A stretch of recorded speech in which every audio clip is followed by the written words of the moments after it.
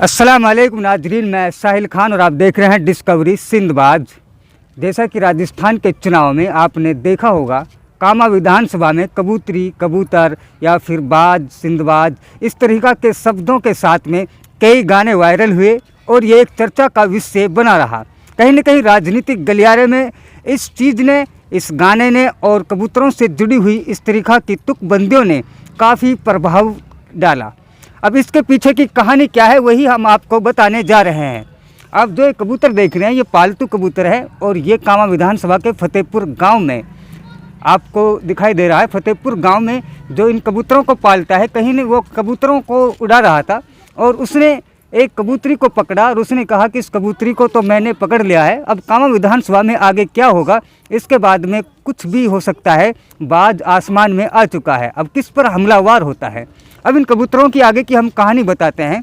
आखिर शौकीन बच्चे जो भी इस तरीक़ा के शौक़ रखते हैं वो कबूतर पालते हैं। ये कोई बिजनेस नहीं होता, अपने शौक़ के लिए कबूतरों को पाला जाता है। इसके पीछे कई अंधविश्वास भरी कहानियाँ भी हैं कि जिस घर में कबूतरों को पाला जाता है उसमें कहीं न कहीं बरकतें आती हैं और कई बीमारियों से बचाव करता है।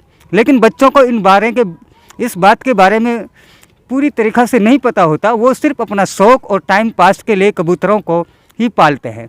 अब कबूतर की एक बड़ी कहानी हम आपको बताते हैं। एक कबूतर होता है जिसे आप बहल कहते हैं।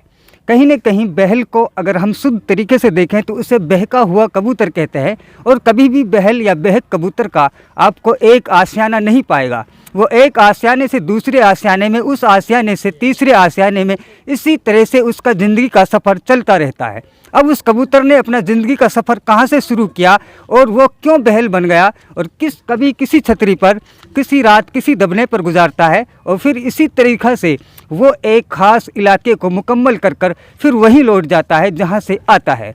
तो इस तरीक़ा की कहानियों में ऐसे भी कुछ किस्से मिलते हैं कि मदीना के कुछ चुने हुए कबूतर जो बहल कबूतरों की शक्ल में इस दुनिया में उड़ते रहते हैं और वो कभी किसी देश में होते हैं, कभी किसी गांव में होते हैं और ऐसे ही उनका सफ़र जारी होता है। और इनके बीच में एक मैसेज छुपा होता है जो तौहीद के मैसेज को लेकर, मोहब्बत में इस कायनात के मैसेज को लेकर फिरते हैं। और दुनिया में राजनीतिक हालात हों या सामाजिक उतार चढ़ाव हो, उन पर उन मैसेज का फ़र्क पड़ता है।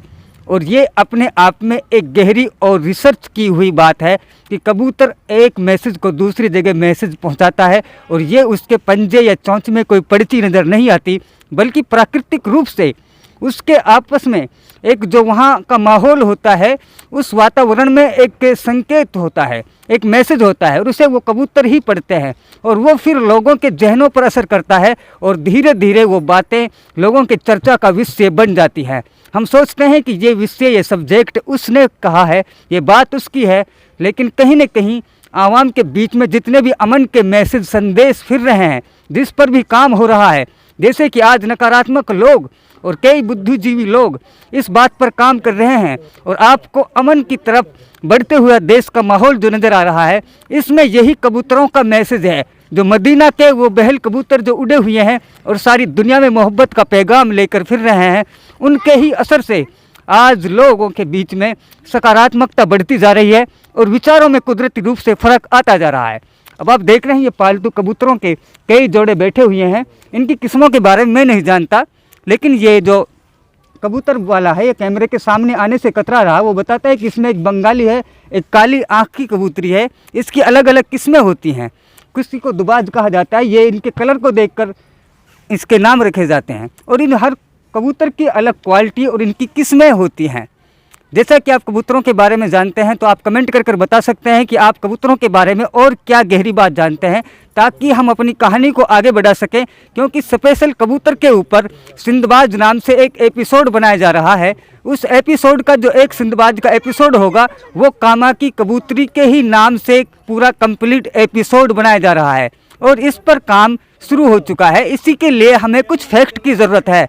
अगर आप कबूतरों के बारे में और कुछ गहरी बातें जानते हैं जो हम नहीं जानते, उनको हम उस एपिसोड में शामिल करेंगे ताकि हम कामा की कबूतरी के नाम से एपिसोड को इस कंप्लीट पूरी तरीक़ा से आपको देखने के लायक बना सके।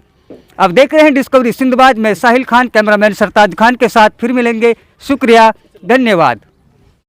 तो नाजरीन, ये वो दबना है जिसे कबूतरों का घराना या उन्हें हम कह सकते हैं कि ये वो कंपार्टमेंट, वो बिल्डिंग होती है जहाँ पर कबूतरों का आशियाना होता है। इसमें एक कबूतर नहीं बल्कि लगभग 1 दर्जन कबूतरों के इसमें घर हैं। घोंसले टाइप के कुछ रखना बने होते हैं और उसी में इन कबूतरों का घर होता है। इसे हम पूरे दबने को कबूतरों का घराना भी कह सकते हैं।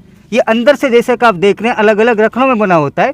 इसी में कबूतरी अंडा रखती है और इसी में उड़ने के बाद में जो वो परवाज कर नीचे आते हैं दाना चुगकर आराम करने के लिए इसी दबना की तरफ रुख करते हैं।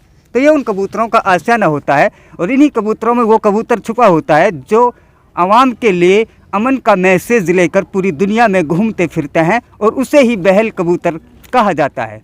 शुक्रिया, धन्यवाद।